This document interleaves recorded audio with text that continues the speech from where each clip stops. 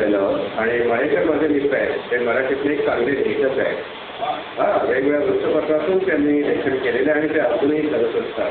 त्यांना उत्स्फूर्तपणे वाटलं की या सगळ्या समुदायाला पाहिल्यानंतर की ते देखील काही बोलावे. मी माझ्याकडे विनंती करतो की त्यांनी आपले विचार व्यक्त करा. थँक्यू देशमुख, सभापती विनोदिनी देशमुख, नंतर आमचे राजे काका आणि आयुष्याची सक्सेसफुल सेकंड इनिंग खेळणारे माझे सर्व मित्र आणि मैत्रिणी.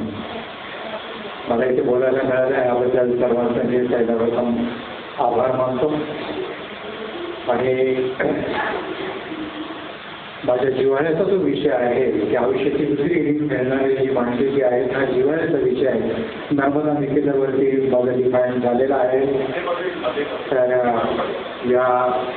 हा विषय अतिशय संवेदनशील असा विषय आहे. तेव्हा मी आज प्रथम तुम्हाला सर्वांना शुभेच्छा देतो. माझ्या शुभेच्छा ज्या आहेत ह्या फॉर्मल नाही आहे, म्हणजे त्याच्यामध्ये औपचारिकपणा असा नाही आहे. वेगळ्या रंगाच्या मला द्यायचं शब्द आयुष्यामध्ये शब्द फार राहून वापरायचे असतात आणि जोपर्यंत शब्द तुमच्या तोंडामध्ये आहे तोपर्यंत शब्द तुमचे गुलाम आहेत आणि शब्द तोंडाच्या बाहेरून गेल्यानंतर तुम्ही शब्दाचे गुलाम होता.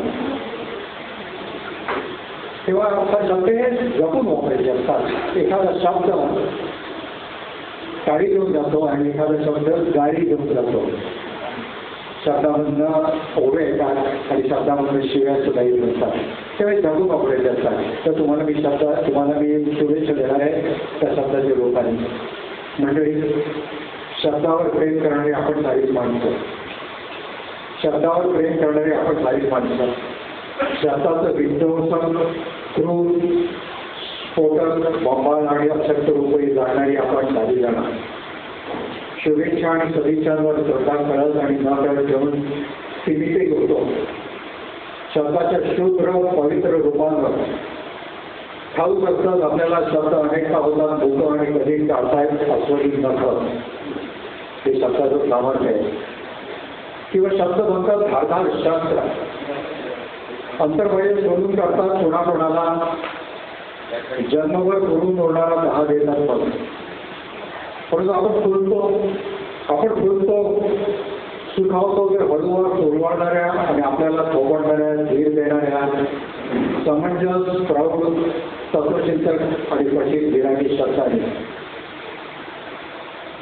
आपण लोभावतो ते सवाईची ओटी भरावी त्याची ओटी भरणाऱ्या आणि स्वतःची वैभवशाली खूप संपन्न करणाऱ्या भरभरी शब्दाने. तरी आपण करू होतो दोस्ती निस्ती खटाळ शब्दांचे. बालिश अल्लड घुसणाऱ्या बोलणाऱ्या हातातून दिसून जाणाऱ्या हसणाऱ्या शब्दांची आपण दोस्ती करतो. शुभेच्छांच्या लाख लाख पट्ट्या घेऊन संत तुमच्या आमच्या घराघरातून प्रसन्न आनंदी पावलांनी प्रवेश करतात. शब्द आपल्या आणि आपण शब्दात प्रवेश करतो ते कधी कळतच नाही. समजतं एवढंच आपण आपल्या माणसांना सांगत राहतो. हे नूतन वर्ष आपला सर्वांना सुख समृद्धीच्या आनंदाचे आणि विना संघर्षाचे जावो. धन्यवाद.